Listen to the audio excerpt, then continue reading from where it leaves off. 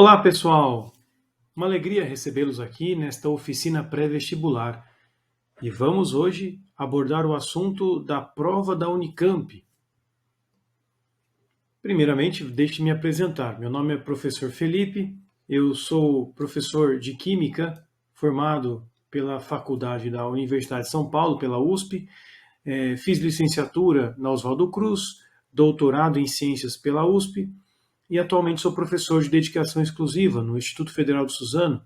Tenho experiência de vestibulares desde 2009, como a foto aqui representa antigos tempos em que eu tirava dúvidas dessas matérias de matemática, química, física e arriscava um pouco em biologia. Com essa experiência, eu tomo a liberdade de dar algumas dicas a respeito desta prova da Unicamp.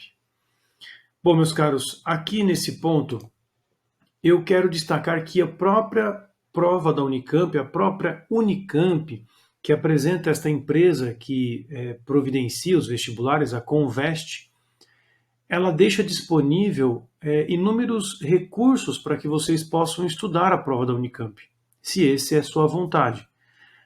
Nesse site que aqui está indicando, né, quero me preparar, depois vocês procurem na internet, a preparação. Nós te ajudamos a se preparar qualquer que seja a modalidade escolhida. Estude pelas provas anteriores, quer entender mais sobre o que se espera dos estudantes nas provas, simule uma prova online, simulado online, e lembre-se que tem modalidades de ingresso em que não há provas. São outras vagas de outros cursos. Mas veja que aqui existe um destaque muito importante que eu também incentivo os alunos. Estude pelas provas anteriores. O nosso motivo de fazer essa oficina é justamente para mostrar o quanto o comportamento das provas apresenta um certo padrão, um certo perfil, e a partir desse perfil nós podemos estudar o que podemos esperar de mais fácil, de mais difícil, de mais frequente. Ao invés de dividir todo o seu tempo de estudo em todas as disciplinas igualmente, você vai acabar deixando tempo demais em coisas que nem vão cair e deixar de dar atenção a coisas que vão cair com mais frequência. Então esse é o ponto importante que eu destaco. Até a própria Unicamp incentiva os alunos a estudarem as provas anteriores. Bom, como devo fazer a prova da Unicamp, então? Resumidamente, hoje nós vamos aprender essa estratégia. Faça as questões que você tem mais domínio, como eu sempre digo em toda orientação. Pegue aquele conteúdo que você sabe com mais facilidade, que você tem uma destreza, né, e soube aproveitar o ensino médio, conseguiu adquirir um conhecimento sólido sobre aquele assunto, vá àquelas matérias. Assuntos repetidos aparecem na sequência, essa é uma característica da prova da Unicamp. Então, uma vez que você se depara com um assunto, a questão seguinte, via de regra, né, é do mesmo tipo. Então, se nós vamos enfrentar uma questão de geometria, por exemplo, na sequência você terá outra questão de geometria. Então, isso traz um certo conforto psicológico, onde você sabe que a prova, né, tem o seu jeito acontecendo como previsto. Procure ter calma na aplicação das definições. Nesta prova, vocês vão perceber que ela tem um cunho um pouco mais específico comparado com o Enem, onde você de fato precisa saber algumas definições para começar a resolução, né? Não podemos deixar aqui de mencionar que as provas de matemática, física principalmente, elas apresentam essa busca por definições, né? Cobra-se na Unicamp que você saiba o que é uma equação do segundo grau, como tirar as raízes, como trabalhar com equações até de terceiro grau, algumas funções, qual é o seu jeito no gráfico. E nós vamos abordando isso ao longo dessa explicação. Veja se há tempo para as questões com dificuldade média. É importante você buscar pontos, né, que façam a diferença através dessas questões mais difíceis. Mas lembre-se, faça primeiro as fáceis e as que você tem domínio. E não faça primeiro essas de média dificuldade, achando que você vai garantir a sua vaga acertando as mais difíceis. Não, não. Faça uma base bem sólida e depois corra atrás do a mais, né? Deixe as questões que você não tem domínio para serem chutadas. Não vai dar tempo, pode ter certeza.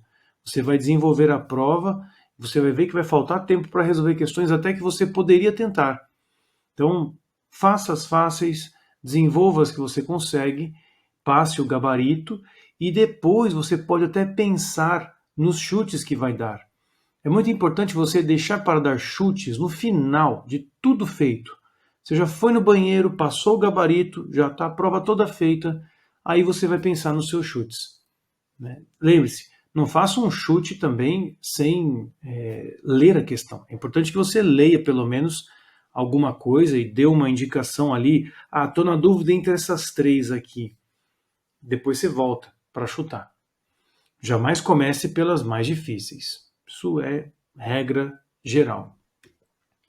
Bom, quais são as questões mais frequentes na Unicamp? Nós temos algumas características particulares nesta prova e aqui eu vou destacar esses assuntos. Em matemática, nós vamos ver funções e geometria. Em física, a área da dinâmica e cinemática. Em química, química verde, cinética química. Vamos aos poucos, então, abordando esses 6 tópicos para entender por que estes são os assuntos mais importantes para você estudar para a prova da Unicamp. Então, anote aí essas 6 matérias que nós vamos abordar agora, uma a uma. Matemática. Vamos primeiro à prova de matemática da Unicamp 2023. Em 2021, a prova da Unicamp ela apresentou uma distribuição razoável de conteúdos, apresentando números, funções como sendo os assuntos mais importantes. Lembre-se que números, aqui faltou um acento, tá, minha gente? Me desculpem aí, mas é coisas da minha edição lá dos gráficos que eu montei, tá? Nós temos números seriam aquelas questões onde você tem que conhecer bem, saber interpretar texto, conhecer bem as 4 operações fundamentais da matemática: somar, subtração, multiplicar e dividir. Pode parecer simples, mas os textos eles apresentam uma dificuldade interpretativa, então não é só fazer continha, mas tem que ler. Funções muito específico na prova da Unicamp. Muito específico mesmo. Para aqueles que desejam ingressar nesta universidade até buscando engenharia, eu recomendo que façam um estudo bastante denso sobre funções, porque o nível que a prova está exigindo esse conhecimento indica para nós o que eles esperam do aluno quando ingressar na faculdade, né? Supõe-se que ele tenha uma base muito boa em funções. Isso é claro na prova da Unicamp. Em geometria também, não deixa de ser uma cobrança. Nós temos essas 3 áreas aqui muito bem destacadas. Existem questões de sistemas, progressões como PA e PG, gráficos ou tabelas, mas não são questões com uma quantidade grande.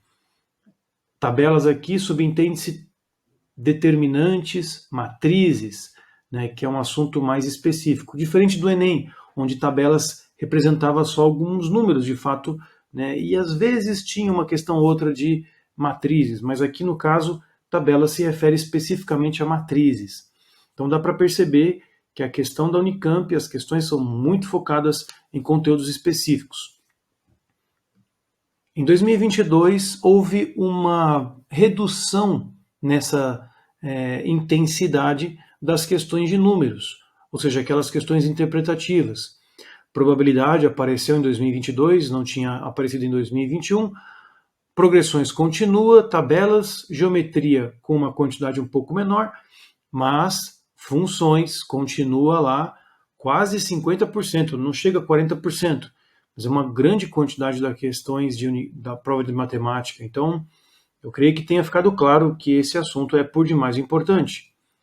E no terceiro ano, né, dessa nossa análise, 2023, veja que caiu mais um pouco as questões se referindo a números, aqueles cálculos mais simples, com interpretação de texto, sendo que a porcentagem das questões houve uma certa homogeneização, digamos assim, né, progressões, proporções, sistemas, estatística, ou seja, questões pontuais sobre determinados assuntos, porém função e geometria estão lá firmes.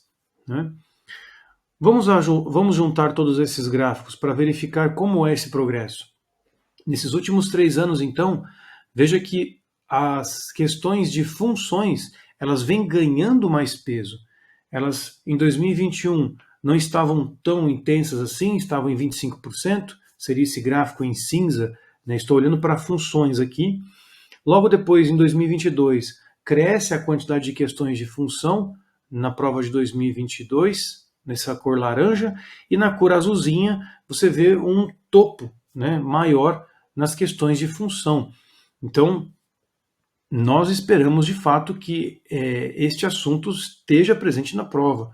Portanto, estude funções, procure compreender os gráficos e todas as equações matemáticas que podem ser estudadas dentro do assunto função. Geometria também é um ponto que devemos tomar cuidado, né? Apareceu sempre numa constante de quantidade, né? Por volta ali de uns 15% da prova de matemática. Então é importante que você tenha, sim, uma base boa a respeito de geometria. Números, aquela parte que eu mencionei de números, ela apresenta um decréscimo, ou seja, a Unicamp vem deixando de lado esse perfil meio Enem da prova, né? E voltando a sua atenção a fundamentos mais específicos, como funções, como eu havia mencionado, e as outras partes da prova apresentam também conteúdos que têm de dificuldades de média a mais elevado, ou não tão mais elevado, né? Mas sistemas dá para notar que sempre aparece, progressões sempre aparece. Então, se eu tivesse que destacar 4 assuntos para você estudar na Unicamp, primeiro, funções. Segundo, geometria. Terceiro, sistemas de equação. E por quarto e último, progressões, PA e PG, ou sequências.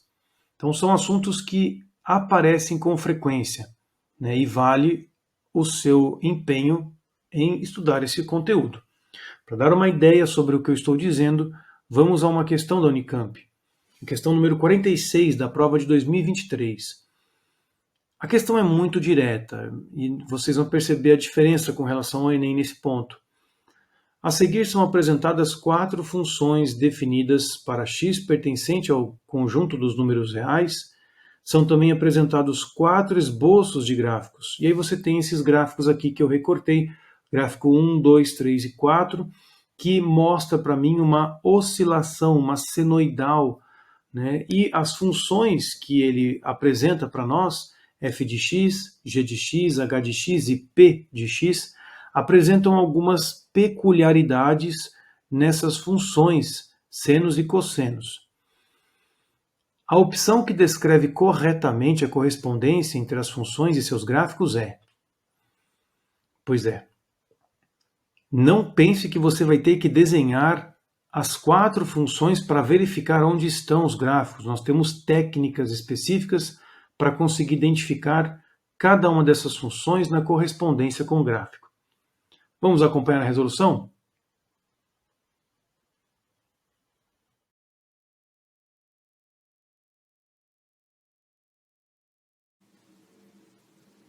Questão 46 da Unicamp, de matemática, nós temos uma questão de função. E nessa questão nós temos que fazer a correspondência entre as funções apresentadas, f de x, g de x, h de x e p de x, com os gráficos aqui de 1 a 4. Bom, para conseguir tirar a conclusão, vamos primeiro observar que existem pontos no gráfico que são distintos. Quando cruzo o eixo y, quando cruzo o eixo x, e pontos, né, que sejam fáceis de se calcular. Eu vou dar um exemplo. Vamos supor que nós assumamos que aqui, nessa primeira função f, nós vamos calcular o f de 0. Então, o ângulo é 0 grau, 0 radiano, perdão. Então será o seno de zero mais π sobre 4. Nós sabemos que seno de zero é zero. Portanto, a resposta é π sobre 4. Esse π sobre 4, portanto, é a resposta quando o nosso valor de x vale zero. Bom, então eu espero uma resposta positiva, porém menor do que 1. Não é maior do que 1. π sobre 4 vai dar um valor menor do que 1. Então, quando o x for zero, a resposta tem que dar um valor menor do que 1, mas não negativo, tem que dar positivo. Então, o primeiro gráfico está fora. Quando o x dá zero, a resposta não dá zero, como aqui, no segundo gráfico. Opa, olha só, quando o x dá zero, a resposta está dando um valor menor do que 1, o que parece realmente ser um π sobre 4. Portanto, nós já temos uma função para o terceiro gráfico, f de x. Vamos continuando assim. Agora vamos aplicar aqui um ângulo estratégico. Eu vou colocar que g vai ter menos π sobre 4. Se eu ponho menos π sobre 4 dentro do arco, vai ficar cosseno de zero. E aqui menos o seno de zero. Ora, cosseno de zero dá 1 e o seno de zero dá zero. Portanto, aqui a resposta dá exatamente 1. Quando x é menos π sobre 4, a resposta dá 1. Dos gráficos, nós temos alguns que dão a resposta valendo 1. Veja que aqui, nesse gráfico, nós temos um valor que dá uma resposta 1, mas ele está antes do número 1. Até poderia ser, mas vamos ver aqui outro. Nós temos, quando x vale 0, o nosso y vale 1, não é o caso. Quando x vale π sobre 4 negativo, a resposta dá 0, não é aqui também. Quando o x vai dar por volta do seu π sobre 4 negativo, menos π sobre 4, nós temos um valor que bate no número 1. Aqui o meu gráfico ele, está um pouco com a escala apertadinha, mas esse risquinho aqui é o menos 1, e antes dele você tem o menos π sobre 4, que bate num valor do gráfico que dá exatamente 1. Veja que nós temos então a função g de x no segundo gráfico. Vamos continuando. Agora, estrategicamente, aqui eu vou colocar h de π sobre 4. Colocando π sobre 4 no valor de x, isso aqui vai dar o seno de zero. E o seno de zero nós conhecemos, dá zero. Portanto, o valor de π sobre 4 positivo tem que resultar num gráfico igual a zero. Veja o primeiro gráfico. Aqui é o número 1 no x. Um pouquinho antes você tem π sobre 4. E que dá justamente no gráfico zero como resposta. Opa, então eu achei mais um pretendente aqui para o gráfico 1. É h de x. Com isso, nós conseguimos resolver o problema das alternativas, mas vamos aqui já aproveitar como seria o raciocínio deste. Veja, nós podemos colocar x valendo zero no valor da variável independente, conseguindo o cosseno de zero mais o seno de zero. Mesma interpretação, cosseno de zero vale 1, seno de zero vale 0, portanto a resposta é exatamente 1 quando o x vale 0. Quando o x vale 0, a resposta dá exatamente 1, que é o que o gráfico 4 nos proporciona. Portanto, aqui é a função p de x. Então, algumas interpretações estratégicas são necessárias para resolver essa questão de função. Uma boa noção da função trigonométrica seno e cosseno, que só nasce desenhando gráficos. Então, vamos lá, gente, desenhando gráficos para entender as funções senos e cossenos. Com essa descrição, nós chegamos à letra B. Muito bom. Percebeu a dificuldade? Nós temos que apresentar números que façam a conta e, através dessa análise de tentativas e erros, né, você vai colocando valores para chegar a respostas e conferindo aonde se encontra no gráfico essa característica, não precisando desenhar a função como um todo, né, que existe na área da matemática interpretações como deslocar o gráfico no eixo y para cima ou para baixo, quando você acrescenta valores no seno de x, ou você vai deslocar o gráfico para a direita ou para a esquerda quando subtrai ou soma ângulos dentro do parênteses lá na função trigonométrica. É um assunto bastante difícil quando nós vamos buscar alguns exercícios, mas aquela técnica que eu apresentei é uma forma mais simplória de você conseguir constatar qual é o gráfico, qual é o perfil de cada um deles. Mas isso não te livra, né? Essa questão é apenas uma parte, tem inúmeras questões de funções na prova da Unicamp. Procure compreender qual é a função exponencial, a função logarítmica, a função raiz de x, as funções que apresentam características senoidais, equações do segundo grau, até características de determinação das raízes, como que eu desenho o gráfico. Tudo isso é muito importante na função, na prova da Unicamp.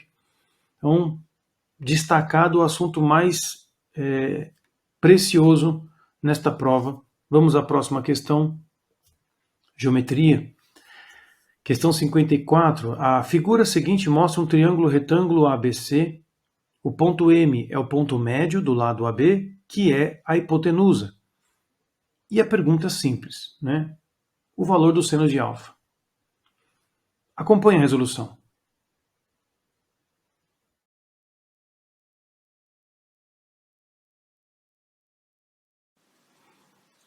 Questão 54 da Unicamp. Nós temos um triângulo retângulo, triângulo ABC, com retângulo em C, um ângulo alfa definido pelo segmento CMB, e a pergunta é o seno de alfa. Bom, para chegar a esse seno de alfa, nós temos que aplicar alguma propriedade nesse triângulo que contém um ângulo alfa. Como ele não é um triângulo pitagórico, seria muito bom se tivéssemos a lei dos senos ou a lei dos cossenos. Mas vamos explorar esse desenho. Primeiramente, vamos aqui lembrar a definição da mediatriz. A mediatriz é um segmento que vai passar pela metade de um lado do triângulo, formando 90 graus, como aqui eu fiz com a régua.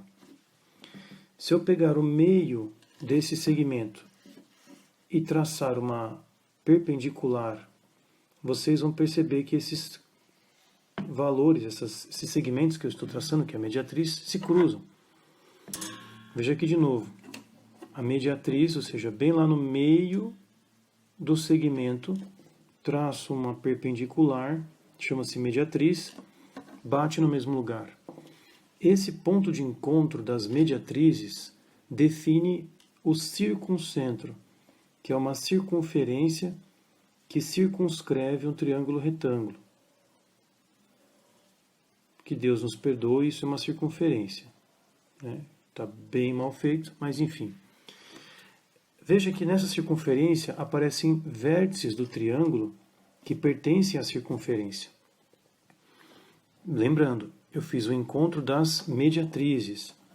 As mediatrizes, o encontro da mediatriz define o circuncentro, que tem uma propriedade muito interessante no triângulo retângulo. Esse segmento chama-se mediana, que não é a mediatriz. Ele vale 5. Veja que ele parte de uma periferia da circunferência e vai até o centro dela. Ora, isso é o raio da circunferência. E veja que M até B também é raio da circunferência. Portanto, aqui vale 5. E de M para A também vale 5. Com isso, meus caros, nós acabamos de conquistar a hipotenusa do triângulo retângulo, que vale 10. Portanto, seria interessante para nós, primeiro ponto, que nós vamos desenvolver, que AB ao quadrado, esse segmento aqui que é a hipotenusa, é igual a AC ao quadrado mais BC ao quadrado. Nós temos os valores de AB é 10 ao quadrado, AC vale 6 e BC me interessa. Altas matemáticas, se você resolver, você vai chegar a um valor de 8. Então esse segmento BC vale 8. Bom, nós já temos um lado oposto ao ângulo. Isso nos lembra a lei dos senos. A lei dos senos, ela se refere a uma regra de 3. Seno do ângulo alfa está para 8, assim como o seno de um outro ângulo está para um lado oposto. Veja que nós temos aqui um lado que vale 5, outro que vale 5, e esse arco que aqui eu vou chamar de beta. Esse ângulo beta, ele tem como oposto 5. E eu posso realizar a lei dos senos aqui. O seno de beta está para 5. Assim, me falta achar o seno de beta para chegar ao seno de alfa, que é a pergunta. E quem será o seno de beta? Ora, o seno de beta no triângulo retângulo não é difícil de calcular. É o cateto oposto, que vale 6, pela hipotenusa, que vale 10. Assim nós podemos continuar. Seno de alfa sobre 8 é igual a 6 sobre 10, tudo isso dividido por 5.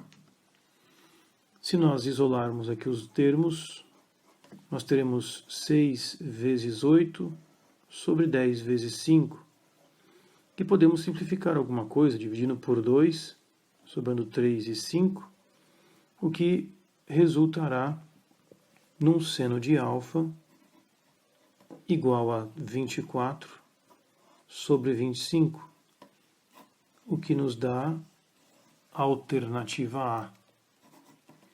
E, para mim, o ponto mais complicado dessa questão é lembrarmos dessa propriedade do encontro das mediatrizes que define um circuncentro, e assim tirarmos o valor da hipotenusa de um triângulo retângulo. Perfeito. Vimos então como é importante ter certas bases de definições. Foi aquilo que eu havia mencionado anteriormente, né? Saber caracterizar algumas propriedades no triângulo retângulo, circuncentro, incentro, ortocentro e baricentro. São lugares geométricos dentro de qualquer triângulo ou figura geométrica, onde você precisará entender o que é uma mediatriz, uma mediana, uma bissetriz ou as alturas referentes aos triângulos, no caso. Então, esse cruzamento de retas definirá um ponto, e este ponto apresenta características matemáticas muito importantes, que são impossíveis de resolver a questão se você não souber essas propriedades. Então, dado o recado, vamos ao nosso próximo conteúdo, prova de física da Unicamp. A prova de física da Unicamp, ela é muito, muito boa. Ela é muito bem feita, apresenta conteúdos particulares que se assemelham muito com as maneiras como os professores dão no ensino médio. Então, eu creio que das provas de vestibular que existem por aí, a prova de física ela é uma prova que até anima para fazer, pois ela apresenta uma certa facilidade, digamos assim, na sua resolução. Em 2021, os assuntos que ali apareceram estavam muito bem distribuídos. Veja que você tem uma porcentagem muito igual entre eletrodinâmica, estática, cinemática, calorimetria e ondas. Porém, dinâmica, aquele assunto que envolve forças de Newton, aparece com destaque, né? E vocês vão perceber o quanto a Unicamp privilegia esse conteúdo, diferente da prova do Enem, que dá uma preferência maior para a eletrodinâmica. Bom, em 2022 houve uma quebra um pouco desse perfil. Veja que não temos mais uma homogeneidade em assuntos, aparecem apenas 4, cinemática, óptica com a mesma porcentagem, eletrodinâmica com uma porcentagem mais elevada do que 2021 e dinâmica com uma porcentagem também elevada, igual inclusive a do ano passado, a do ano de 2021, perdão, né? Comparado 2022 com 2021, dinâmica teve a mesma quantidade. Bom, já dá para notar então que eles querem cobrar de fato esses conceitos sobre forças. E em 2023, veja que trocou a importância, né? O gráfico deu uma mudança muito engraçada, né? Onde você tem de 2022 para 2023 trocaram de assunto, assim, segundo lugar ficou para cinemática e dinâmica ali firme nessa porcentagem, uns 37,5% ali de questões de dinâmica na prova de física. Bom, vamos olhar todos os gráficos de uma vez só para deixar claro que dinâmica é o assunto por demais importante que você estude. Leis de Newton, conceito de força, né? O que seria a força-peso? É uma força gravitacional exercida entre um corpo e a Terra. Força normal é uma força perpendicular a um plano, sempre que ocorre um apoio. A força de atrito, que é uma força que se opõe ao movimento, e a atração, que sempre vai estar alinhada com o fio que o propicia essa atração. Bom, como que nós podemos direcionar nosso estudo para a prova da Unicamp? Existem 3 assuntos aqui que você pode ter certeza que vai aparecer. Dinâmica, em primeiro lugar, eletrodinâmica e cinemática dividem aqui a posição de segundo lugar, porque a porcentagem na média dessas duas matérias seria igual se fizéssemos. Né? Porém, do ano passado, 2023, da prova do ano passado, né, que é a prova de 2023, nós temos cinemática como sendo o assunto mais cobrado. Portanto, 3 tópicos aqui eu destacaria: dinâmica, eletrodinâmica e cinemática. E um segundo ponto importante, termodinâmica, onde na prova da Unicamp os conceitos de termodinâmica são bem específicos, não são conteúdos que buscam uma certa interdisciplinariedade, uma aplicação prática, não. É termodinâmica mesmo, aquela termodinâmica clássica que se aprende na escola, ou que se deveria, né, aprender na escola. Então, feita essa análise, anotou aí, dinâmica, primeiro lugar, hein? Leis de Newton. Eletrodinâmica e cinemática, outros assuntos importantes para a prova da Unicamp. Vamos ver alguns assuntos aplicados. Né? Na questão 33, na prova da Unicamp 2023, a pele humana detecta simultaneamente com uma sensibilidade que sistemas artificiais não conseguem reproduzir vibrações, forças estáticas, textura e escorregamento de objetos sobre sua superfície. Isso é curioso, né? A pele humana ela tem umas características que realmente nenhuma máquina ou nenhuma simulação feita pelo homem consegue chegar. Sensores tácteis que apresentassem respostas análogas à pele humana seriam muito desejáveis. A figura a seguir ilustra um modelo simples utilizado no estudo da resposta da pele humana. Na referida figura, logo aqui à direita, estão representados o peso do bloco, a força normal, a força atrito aplicada pela superfície da pele no bloco de massa M e uma força externa, F, aplicada na mola. Então é para testar, né, a pele do ser humano, é colocado alguns bloquinhos e feito algumas análises. Aí ele apresenta, né, a constante da mola é 10 Newton por metro, a massa do bloco 4 gramas, e na iminência do movimento, a deformação da mola é de 3 milímetros em relação ao seu comprimento de equilíbrio. Qual é o coeficiente de atrito estático entre o bloco e a pele? Vamos ver a resolução?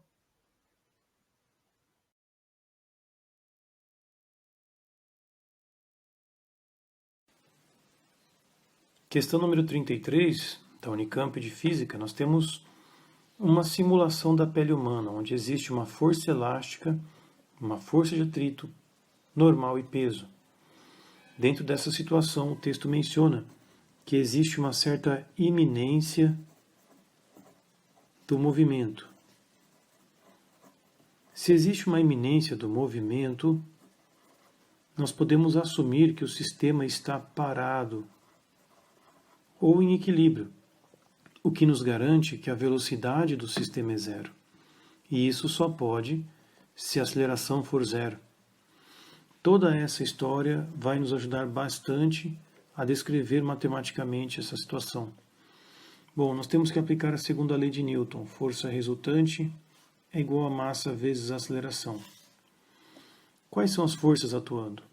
Uma vez que o movimento se deve na horizontal, nós temos a força elástica para um sentido e, contrário ao movimento, o atrito. Nós sabemos que a aceleração é zero, já que está na iminência. Portanto, nós temos uma situação de equilíbrio, como eu mencionei, e aí a força elástica precisa ser igual à força de atrito, para que isso de fato esteja em equilíbrio. Bom, nós sabemos as fórmulas, tanto da força elástica quanto do atrito. A força elástica é K vezes ΔX e a força de atrito é μ vezes a normal. Nessa situação, como existe um equilíbrio também no eixo Y, ou seja, o bloco está parado, as forças se cancelam, normal é igual a peso. Portanto, nós podemos escrever que a normal é a mesma coisa que m vezes g, que é a fórmula do peso. Bom, vamos isolar então o coeficiente de atrito, que é o que nos interessa. Isso será igual a constante elástica vezes ΔX dividido por mg. Colocando os dados que a questão nos apresenta, nós teremos constante elástica 10, o de estiramento da mola 3/10 a menos 3 metros, pois aqui está corrigido de milímetros para metros. 3 milímetros foi o estiramento, portanto 3/10 a menos 3 metros. A massa, 4 gramas, temos que colocar 4/10 a menos 3, que é a massa em quilogramas. E a gravidade 10. Veja que os dados são fáceis de cancelar.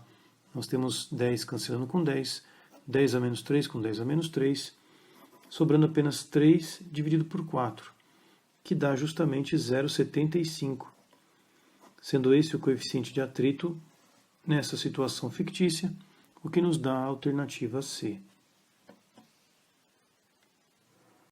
Muito bom. Uma questão sóbria, muito tranquila de se resolver, desde que você tenha os conceitos. Como eu mencionei, as definições. É importantíssimo que você estude com calma. E em física, estas definições são sempre o primeiro passo em qualquer resolução de prova de física. Você precisa ter certeza que é esta definição que vai dar a minha resposta. Porventura, no meio da resolução, você pode enfrentar dificuldades e precisar de outras definições para complementar a sua hipótese e descrever finalmente a sua resposta. Mas é importante que você tenha muito claras as ideias. Como eu mencionei no exemplo, defina segundo a lei de Newton. Força resultante é igual a massa-aceleração. Traga a informação do texto para complementar essa segunda lei, mostrando que a aceleração é igual a zero. A partir dali, você define o sistema de forças e conclui: o sistema está em equilíbrio. Atrito é igual a força elástica. Existem certos alunos que têm uma certa ansiedade e já, professor, não está em equilíbrio, então força é igual a Fat, não é isso? Sim, meu caro, é isto. Porém, existem outras questões que vão aparecer que vão exigir de você saber as definições lá no começo. Se a ciência chama Lei de Newton, não é à toa que esse título está naquela fórmula, é a segunda lei de Newton, é porque ela é uma lei, ou seja, você tem que usar. A partir dali, que é um resuminho de todo o conteúdo de dinâmica, você desdobra as interpretações. Então é muito importante que você tenha esse conceito de princípio primeiro e os princípios secundários. Ou seja, uma coisa que se inicia como uma raiz e vai se ramificando nas resoluções possíveis. Assim, até o seu cérebro consegue memorizar com mais facilidade todo esse arcabouço, esse leque de opções que existe na física. Vamos à próxima questão, uma questão de cinética, cinemática, perdão. E o texto se refere às questões 30, 31 e 32. O balonismo, um esporte aeronáutico com adeptos em todo o mundo, oferece um belo espetáculo para os observadores no solo. Um maçarico é usado para aquecer o ar no interior do balão, o que faz variar a densidade do ar, permitindo o controle do movimento de subida e de descida do balão. E aí na questão 30 ele fala que este balão inicialmente em repouso no solo desloca e sobe em movimento uniforme e variado. Veja, ele está usando palavras específicas. Se o balão atinge a altura de 80 metros, após um tempo de 40 segundos, conclui-se que a aceleração vertical do balão nesse movimento é igual a... Acompanhe a resolução.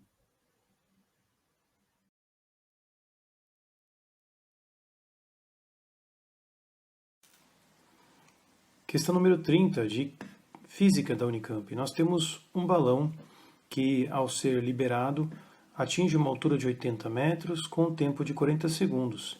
E a pergunta é a aceleração desse movimento. Bom, perceba que durante essa situação nós temos que escolher alguma equação do move. Das equações do movimento uniforme e variado que temos, você deve se recordar. Temos essa que chama-se sorvetão, né? S igual a S0 mais V0t mais AT quadrado sobre 2. Uma outra chamada VVOAT, V igual a V0 mais AT. Ou a Torricelli, V quadrado igual a V0 quadrado mais 2A delta S.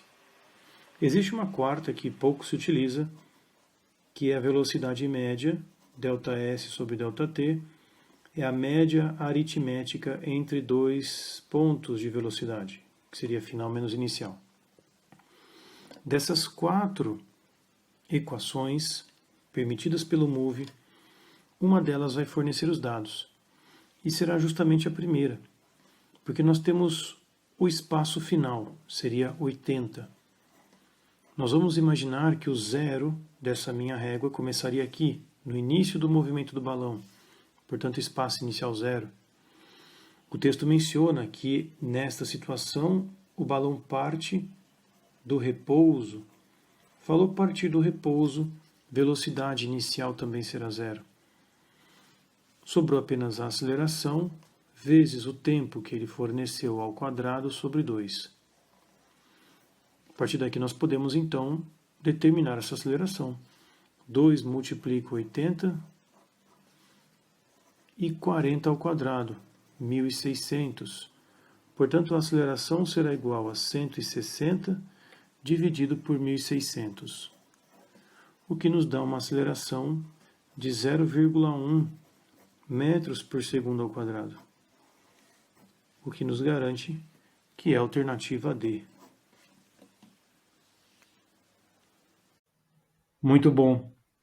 Percebeu como é fácil as resoluções de física da prova da Unicamp? Basta saber as definições.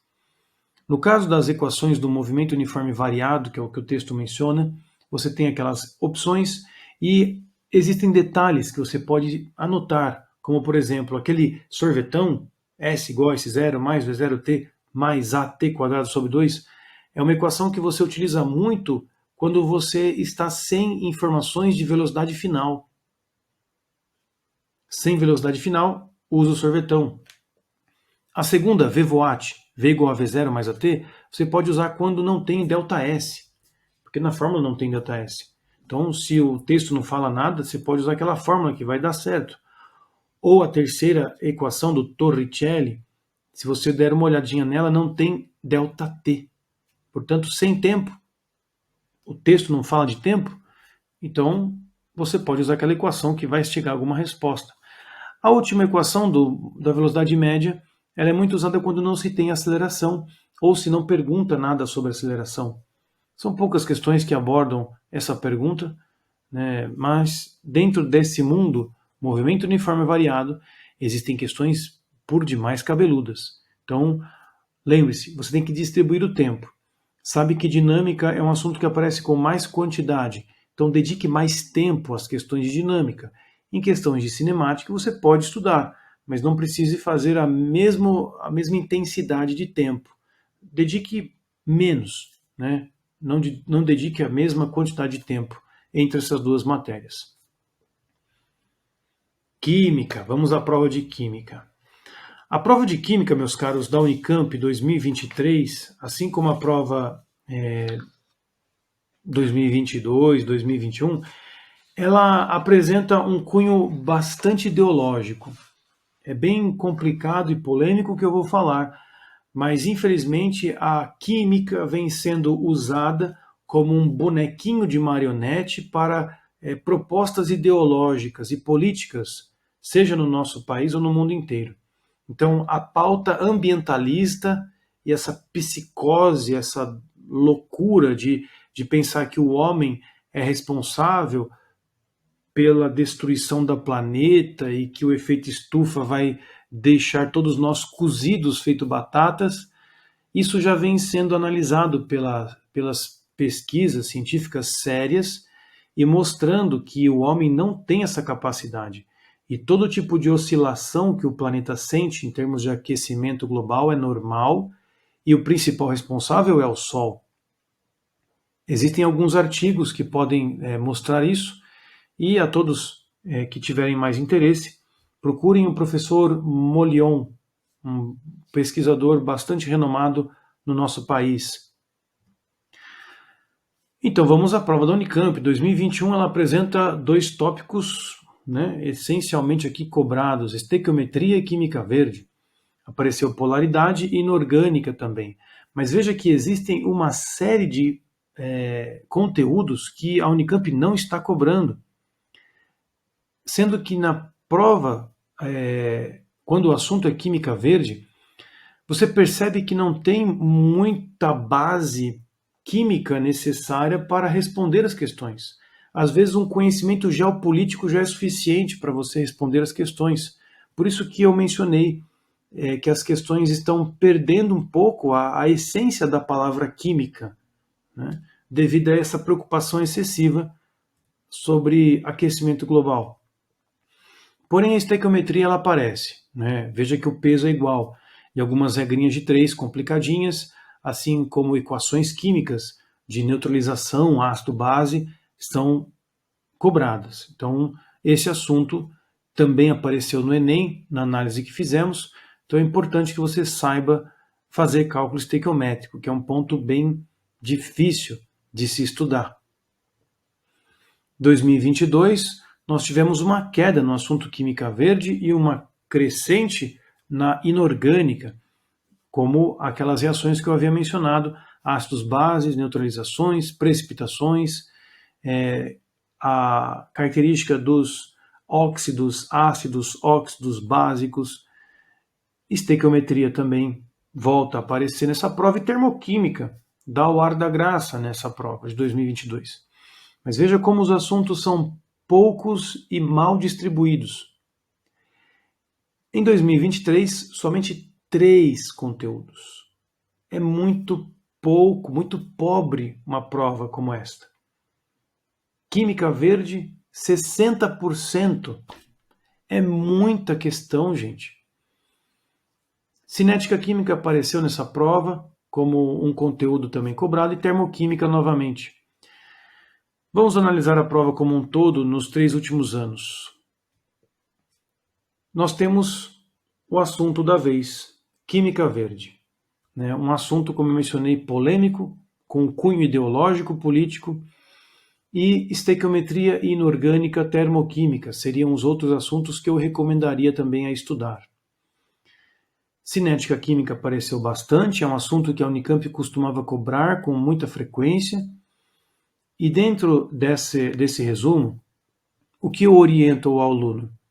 Se você deseja passar na prova da Unicamp e a matéria de química ela é uma base, por exemplo, você vai fazer farmácia ou você vai fazer química mesmo, engenharia química, então procure de fato olhar para a prova dos anos anteriores. Agora, se você pretende prestar a prova da Unicamp para outra área, engenharia ou biológicas ou humanas, eu serei muito sincero. Não estude muito a prova de química da Unicamp, pois ela perdeu um pouco aquilo que os conteúdos do ensino médio apresentam. Então, se você for tentar procurar algum assunto para estudar nas suas anotações, nas apostilas que teriam na internet sobre assunto de prova da Unicamp, vocês vão ver que houve uma mudança, uma descontinuidade. A Unicamp ela cobrava bastante conteúdos específicos e agora ela só cobra Química Verde. Para dar uma ideia sobre o assunto, vamos ver essa questão 19. Num estudo científico publicado em 2022, no Chemical Science, os autores aqueceram amostras de casca seca de banana, utilizando, num curto período de tempo, uma lâmpada de alta intensidade luminosa. Essa técnica de aquecimento denomina-se pirólise por luz. Então, você esquenta um material usando luz até que ele pegue fogo. Essa irradiação promoveu a formação de um tipo de carvão e produtos gasosos. Em um experimento, a quantificação dos gases produzidos encontra-se na figura abaixo.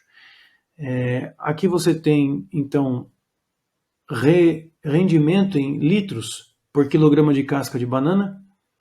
Então, houve ali uns 100 litros de gás hidrogênio produzidos para cada quilograma de casca de banana. É casca de banana, hein? Você juntar 1 quilo de casca de banana, meu filho, é casca de banana. Lógico que aqui eles devem ter analisado uma quantidade pequena e fez a razão da produção. E, com certeza, eles não iam produzir 100 litros de hidrogênio.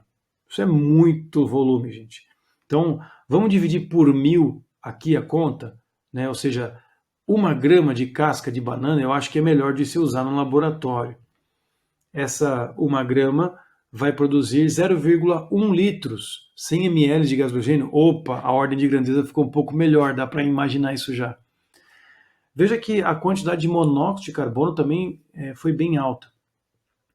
A partir dessas informações, pode-se inferir que um possível interesse dos autores era obter combustíveis a partir de biomassa, que é o assunto Química Verde, né? Obter combustíveis de maneira sem utilizar os combustíveis fósseis.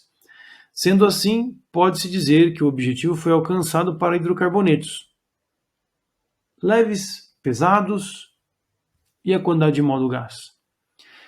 Permita-me resolver essa questão aqui, pois ela é puramente interpretativa, não existe conta alguma a ser feita. E essa é a ideia desses assuntos de Química Verde.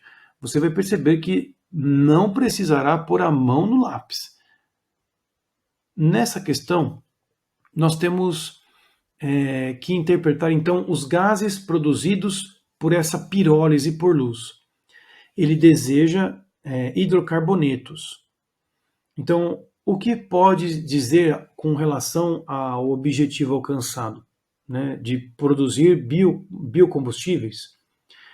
Bom, os hidrocarbonetos que eu vejo nessa tabela tem o metano, CH4, temos o eteno, C2H4, e um CH3CHO, que se refere a um etanal, é um aldeído. Também foi produzido CO2. Nesse caso, todos estes compostos com carbono, eles entrariam no conceito de hidrocarbonetos, com exceção do monóxido de carbono e do CO2. Eles não são hidrocarbonetos. Os outros hidrocarbonetos que eu mencionei, metano, eteno e etanal, estão em pequena quantidade e a sua massa molar é leve. Então, o que pode-se dizer a respeito desse objetivo alcançado dos hidrocarbonetos? São hidrocarbonetos leves e não pesados, enquanto que a produção maior em mols foi de quem? Foi de hidrogênio e de monóxido de carbono, correto? Porém, a letra A e a letra B apresentam essa mesma interpretação que eu falei. Todos os produtos aqui são leves, né, os hidrocarbonetos ali presentes são leves, e a maior quantidade em mol de gás foi de quem? Aqui é uma questão de análise gráfica, portanto não tem nada de química. A maior produção foi de monóxido de carbono, que está um pouco acima do 100. Ou seja, a resposta é a letra B. Os hidrocarbonetos que foram produzidos são leves em massa, e a maior quantidade em mols de um gás nessa história toda é o monóxido de carbono. Letra B. Todas as questões da Unicamp, elas apresentam essas alternativas que podem ser comparativas, né? Leves e leves, letra A, letra B. Pesados e pesados, letra C, letra D. E algumas diferenças e peculiaridades que se repetem na questão anterior. Então, as alternativas não são muito elaboradas. Elas são propositadamente fáceis de serem identificadas. Então, uma simples leitura nas provas de Química Verde já permitirá que você acerte bastante conteúdo. Mas não perca muito tempo em casa estudando esse assunto. Basta você ler a prova e chegar às conclusões mais racionais possíveis. Um assunto que seria importante para nós em termos de química é cinética, é um assunto que envolve nosso cotidiano. Nós usamos a geladeira e o fogão, um para resfriar e diminuir a velocidade da reação, o outro para esquentar e acelerar o processo de oxidação. Aqui nós temos 4 processos que se referem a uma mudança na molécula. E é isso que ele vai cobrar. Com o objetivo de mitigar problemas ambientais e encontrar alternativas viáveis para a produção de combustíveis, muitas propostas têm sido surgidas. As figuras a seguir mostram rotas de transformação que possibilitariam alcançar o objetivo citado. As figuras anteriores trazem a representação esquemática de diferentes sistemas catalíticos para a reação de transformação de quê? Veja, a questão ela não é especificamente de química verde, mas você vê que o assunto, né, foi puxado para a cinética, porque vai ser necessário aqui alguns conceitos, mas ele contextualiza de novo um problema da química verde. Vamos olhar para a representação das nossas figuras. Você tem na legenda a bolinha branca sendo hidrogênio, a bolinha cinza sendo carbono e a bolinha mais pretinha o átomo de oxigênio. Então, olhando para o desenho, cinza-carbono, 4 hidrogênios ao lado, ora, isso é o gás metano. Então, das alternativas, você percebe que ele coloca dióxido de carbono em etanol. Essa transformação dióxido de carbono em etanol, não. É metano virando alguém. Quem é esse alguém?